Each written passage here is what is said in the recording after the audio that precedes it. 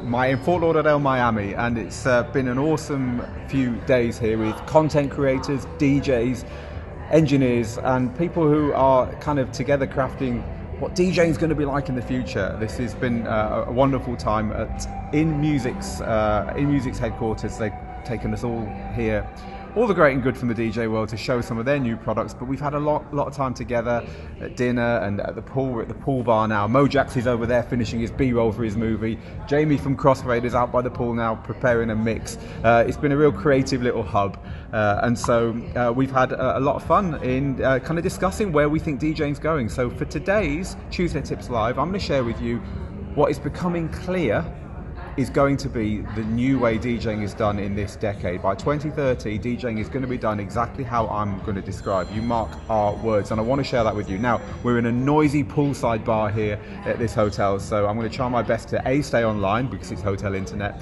and B, bringing you this kind of whole presentation. I would love to hear your comments on what I'm about to share with you. As always, if you enjoy this Tuesday Tips Live broadcast, please do subscribe to the channel, then we can show you these things as they appear. You might be watching the replay thinking, I'd like to have been there. Well, if you subscribe, you would have seen the notification and you would have been here with me live. Right, okay, hello on YouTube, hello on the Global DJ Network, and hello on Facebook. It's good to have you all here.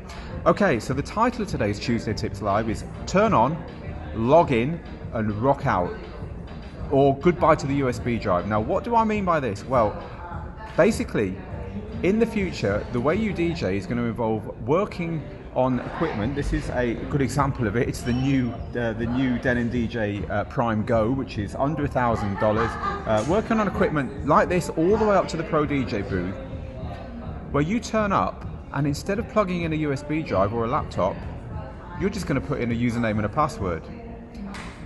And that's the way you're going to be DJing.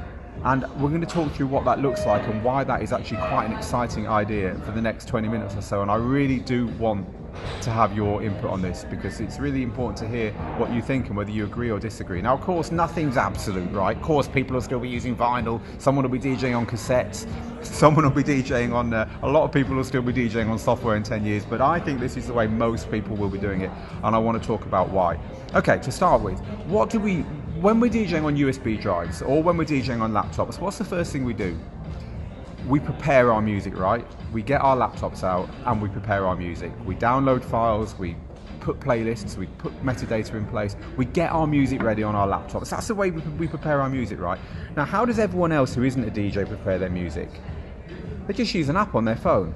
Spotify, Tidal. For DJs, it's going to be Beatport Link, Beatsource Link. It's going to be other apps that will come along that allow you to prepare your music on your phone. We do it all on our phones or on our tablets, don't we, right? So the laptop in itself is on the way out for a lot of people. How many people do you know who don't even have a laptop? They organise their whole life on their phone. So the idea of preparing your music on your phone is not even new. There are apps already. Pioneer DJ has a record box app that lets you prepare your music on your phone, and there are others.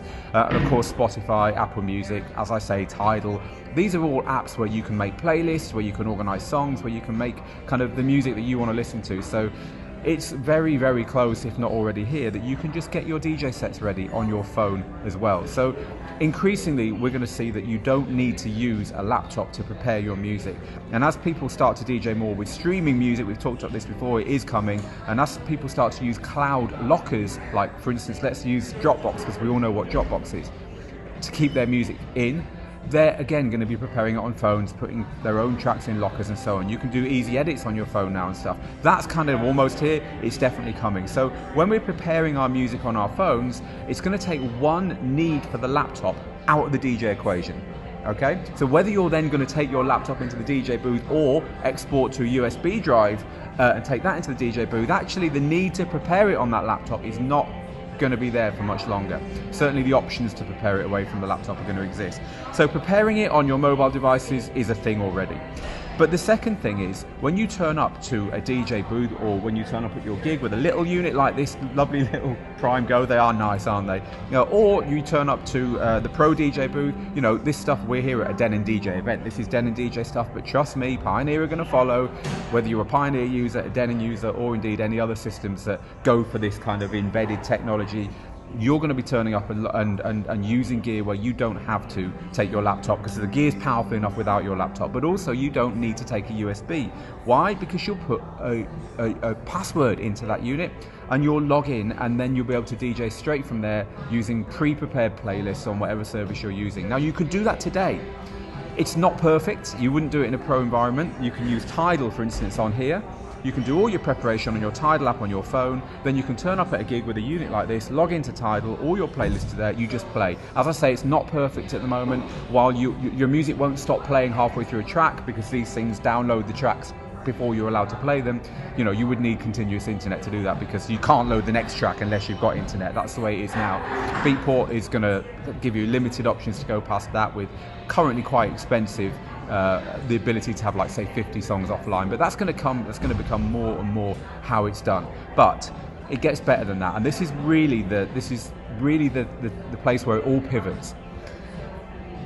If you use Sonos, and a lot of people do use Sonos, a little Sonos speaker or two in your house, right? You know that Sonos has got its own app. So the Sonos app has got a really key feature which is going to come to DJing, which is very simple. The first thing you do when you set up Sonos is add all your systems. Hype Machine, Spotify, SoundCloud, Deezer, whatever it is, Apple Music, whatever it is that you use for your music, you add. Local music I have here. So you add all these services, and then what do? Whenever you want to play through those speakers, you don't go to those individual services. You go to the Spotify app, log in once, and then you put in a search term, you know, whatever the track is you're looking for. And the search results are across all your services. Local tracks, tracks in my locker, tracks on Spotify, tracks on Apple Music, tracks on Hype Machine, tracks on SoundCloud. There's all your music. And you actually don't care where it comes from. If you're looking for an obscure remix or a DJ edit or something, you don't care. You're just lucky that SoundCloud has found it, or the Hype Machine has found it, and you drag it off and play it in your playlist. Now, that coming to DJ software will be the holy grail here, because you'll come and log in to your Pioneer professional system, to your portable Denon system, to your amazing controller with embedded technology. You'll come and log in, and the search will be universal. All your services will be registered like this as soon as you put that password in, and you'll be able to search across everything. Local music, Dropbox music, and all your streaming services. So now, you're doing something you could never do on a USB drive. Why? Because your USB drive can never have all that information on it. It can never have all your music across all your streaming services and your local music and your cloud music. It won't all be there.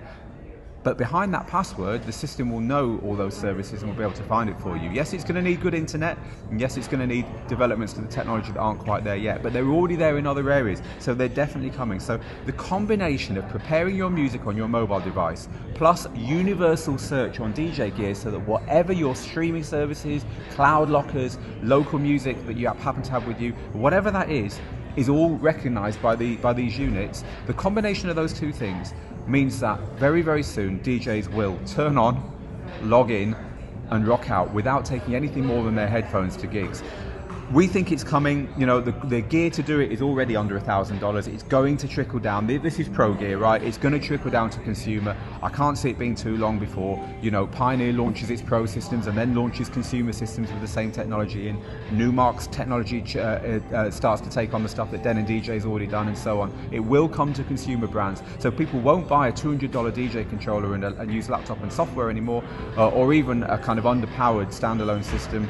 They'll buy a $400 or $500 system with embedded Wi-Fi technology that logs into a system that knows all their music across all the services that they use in real life. You know, someone said something really interesting here this week. They said that DJ technology tends to lag about 10 years behind consumer technology. Streaming it's into its second half decade already. It probably is 10 years old already. You know, it's going to come, it's going to catch up. DJing will be doing this stuff very, very soon. And I think if you can get your head around the fact that the internet will get very, very reliable, so there won't be this issue of what if, that the universal search is going to come, and that we'll be preparing our stuff on our mobile devices, then you can see this pretty clearly. And certainly here with the assembled DJ press, the engineers, the DJs I've been hanging out with this week, everyone's excited about pretty much that thing, which is awesome. And you know, when people say, oh yeah, but I don't want to DJ on a laptop in case my laptop fails, they always have a couple of CDs tucked in their bag, don't they? And that's quite common even now. Well, what's going to happen is DJs will say, well, I don't want to DJ on cloud stuff in case it fails. They'll just have a USB chucked in their laptop. You know, these have got USB drives on them. They'll have it tucked in their laptop bag because they haven't got a laptop in it anymore, right? So they're using a backup service. They've got a fallback to the old technology, but people will be using the new stuff. Right, that's kind of why I think turn on, log in, rock out is the way DJing is going to be done in the future. We spend the next 10 minutes just covering some of your comments, because they've been coming in absolutely thick and fast here. I know you're all very passionate in our community about where DJing is going, and some of you think it's a great idea, some of you don't, and you've got concerns and so on. But so let's do that now. I want to just say a few early hellos actually to Avinav and Jeremy and Eric and Sebastian, Ronald and Christopher and Brandon and Stuart, Nigel and Neil, all on Facebook. And then meanwhile Michael, DJ Stunton, Sabo, Dale, Ivan, C7B4, ICANN, and DJ Dash, as always, the regular crew there over on our YouTube page. Hello everyone, it's good to have you here. So let's talk about what people are thinking about this. So C7B4 says completely Bluetooth and battery powered portable controllers and speakers are definitely coming. Looking forward to that. So few of you saying, are you in LA yet? No, in fact you're all helping me answer my own questions. There's Faye, our production manager, who also happens to be my wife, letting Johnny know that no, I'm going to LA tomorrow for the NAMM show. All right then, I can't wait to buy that Go. Say a few of you actually. Hello to Dominique in Belgium. Right, let's get some proper comments about this. Okay, so Tristan says, nope, that is one of the many things I would not do on an 11-inch screen. You're talking about preparing your music, right, Tristan? Yeah, but my points here are, most people do it already. You know, most people are using Spotify, Tidal, Apple Music to prepare their music already on their mobile devices. So those people are not going to have any issues with doing the same thing if and when they decide to take up DJing, right? So I'm looking for comments about this particular question, rather than you're asking some great things about gear and stuff, but I want to keep this on topic. So Mike says, once there is a way to prepare files and have them universally shared between platforms without backdoor wizardry, it will be successful. So there is already, it's called Dropbox, right? You can prepare your music locally, put it in a Dropbox and access that Dropbox anywhere else. But you're right, Mike, I'm certainly not saying that this is finished technology. If anyone remembers when email first turned up, people were like, it's just too complicated, don't really understand it, doesn't quite work properly. You know, once it got embedded, it never went away and probably never will.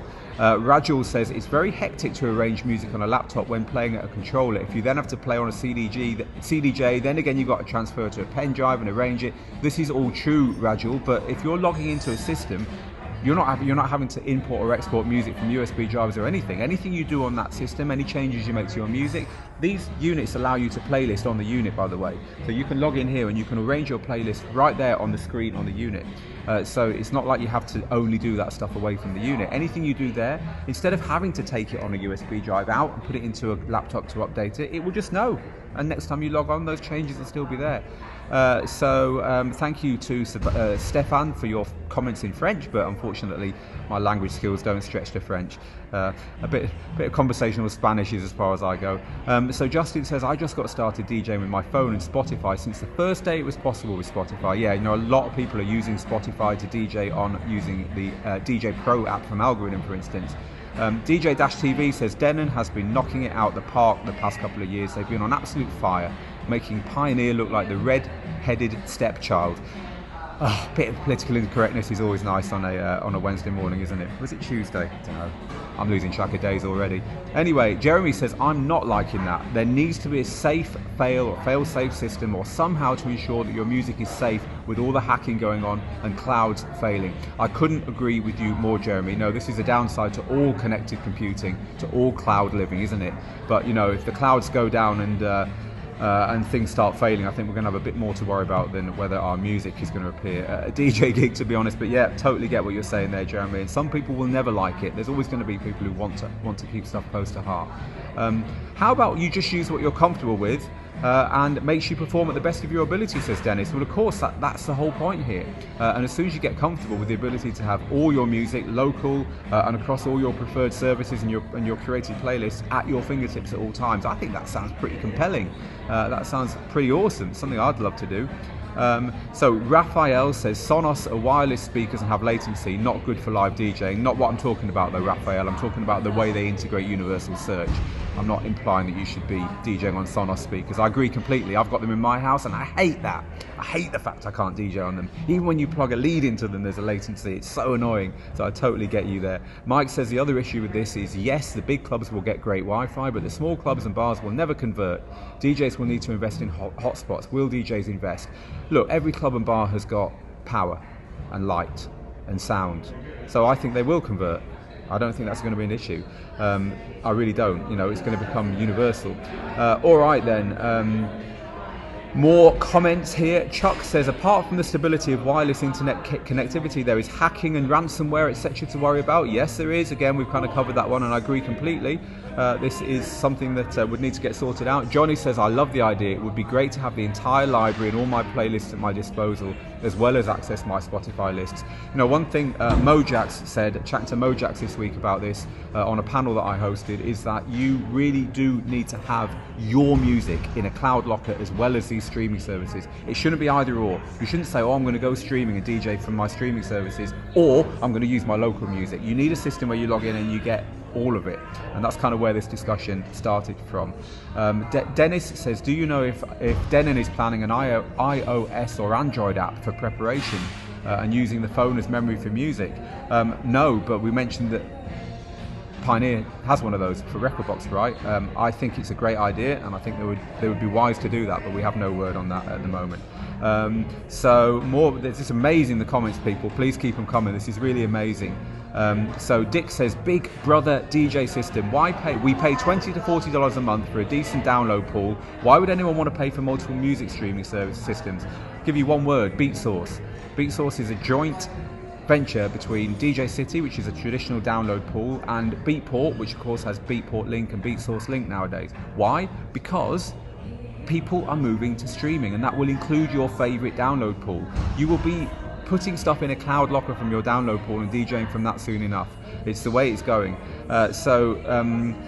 Carlos says, hi Phil, quick question. Will Denon DJ Go record to USB? I don't actually know the answer to that, but I'm going to guess yes. I'm getting nods all around here. Yes, it will, from the people who know.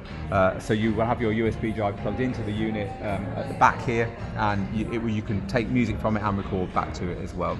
I spend so much time on my Spotify playlists, says Henry. I wish I could integrate it somehow.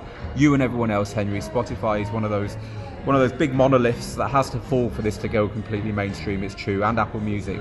But you know, it's early days yet. I do off-grid parties. I love the standalone USB aspect, but streaming is not for me. And indeed, it isn't for off-grid parties. Totally get that, Stephen. So, all right then. I mean, I'm not even halfway through these comments, so I will try and cover as many as I can, but real apologies to everyone who's commented, who I just can't get to. DJ Kami says, as usual, tractor users are falling behind on hardware features.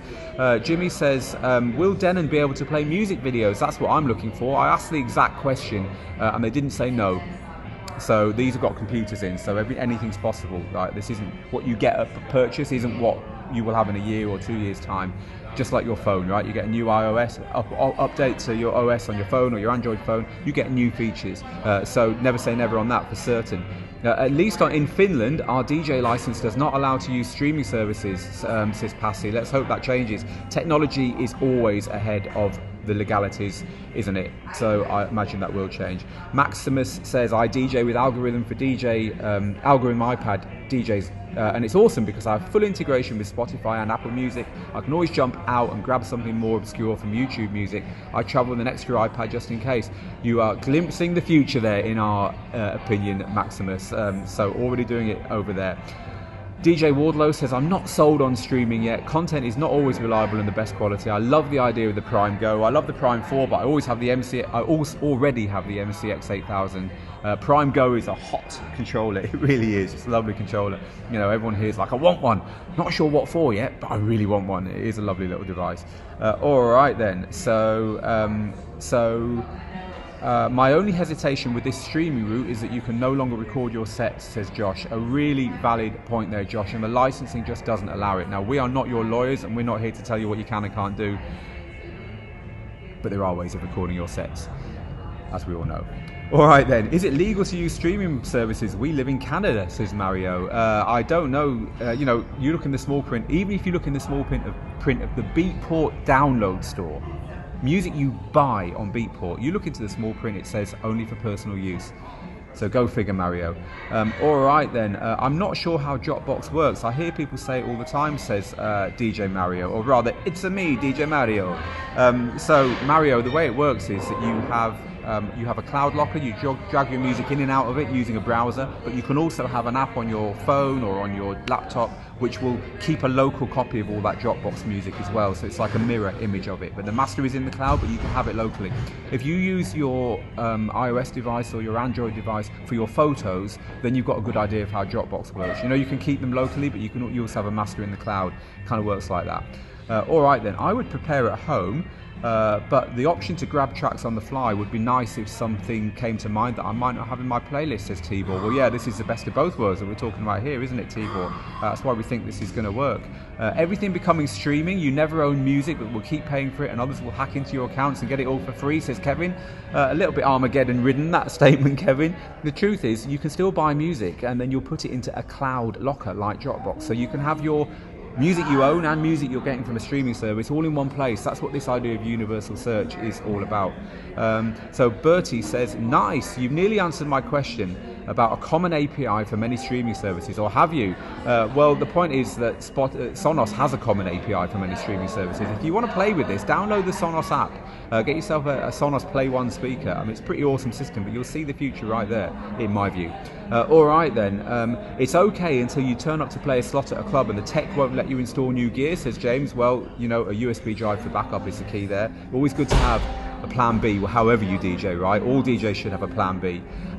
Will there be a need to buy Serato, Recordbox or virtual DJ software in the future? Well, it's never going to go away, but I think more and more DJs will be doing it this way. That is my kind of opinion nowadays. I think it really is happening. We're going to be championing this. Neil says, I can't use my phone. In 10 years' time, my eyesight will be so bad I'll be needing a 50-inch screen to prep and work on.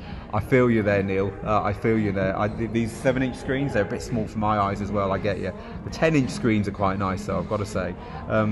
All right then, so great topic, Phil, says Jean, or Jean. May I say that a real progress in DJing on the go would be to have a new Bluetooth or Wi-Fi generation that would allow using Wi-Fi or Bluetooth PA systems without any cable link. You can get wireless PA links already, but yeah, having latency-free Bluetooth would be great. It is getting better. It's getting very, very close, but it is getting better. So, all right then. So I'm going to kind of just see if there's anything that really jumps out as a final couple of comments here, because you're all saying some amazing stuff, but I think I've covered most of the flavours of what you've got to say about this, people. Ernest says, I definitely want an engine prep app for mobile. It's one of the things that Recordbox has over engine currently. Well, they're listening. What about if you're playing in the middle of nowhere with absolutely no chance of Wi-Fi or data reception? Fallback USB drive, Andrew. So it's an amazing idea, but I'm always worried about the internet connectivity. Surprisingly, there are quite a few places here in the States with limited to no connectivity, like this hotel reception about 10 minutes ago. We were a bit worried, but it seems to have held out. One of the issues I feel would be a long acceptance period, because even now I'm against using something other than USB for CDs, Js and players. Yeah, but USB didn't have any acceptance at first. Everyone was using CDs and saying, I'm not using that USB stuff. I'm hesitant even to move to SD cards from USB, so buried deep, you know both the solution and the problem there. It's just resistance. And trust me, your kids are not going to be resisting this. They're just going to be doing it, and that's the thing. It might take a little while to happen, but it is without doubt going to happen. All right then, so a lot of you just saying internet connectivity is spotty. Look, the point is you can move past having a local library here. It's not like, why would I switch to streaming from a local library? There's no benefit to me. There's a massive benefit to you, because if you're subscribed to quote a few services, SoundCloud, Hype Machine, and a couple of streaming services, maybe a DJ one like BeatSource and a consumer one like Spotify, you're subscribed to all of those, and you can log in on your DJ gear and access them all in one place. That's better than carrying around 3 terabytes of local music, right? So that people are not going to do this unless there's an advantage, but there's an obvious advantage here if we can get universal search into this stuff. I'm going to probably, and Ashton says, what's wrong with a traditional USB drive? Well, that's exactly what I'm saying. There's nothing wrong with it, but you won't get the stuff I was just describing. All right then.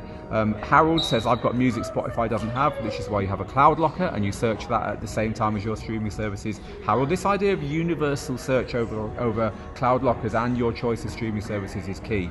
So if you don't understand that aspect of it, have a look into it. And as I say, Spotify is a living, breathing Sonos is a living, breathing example of how that works right now.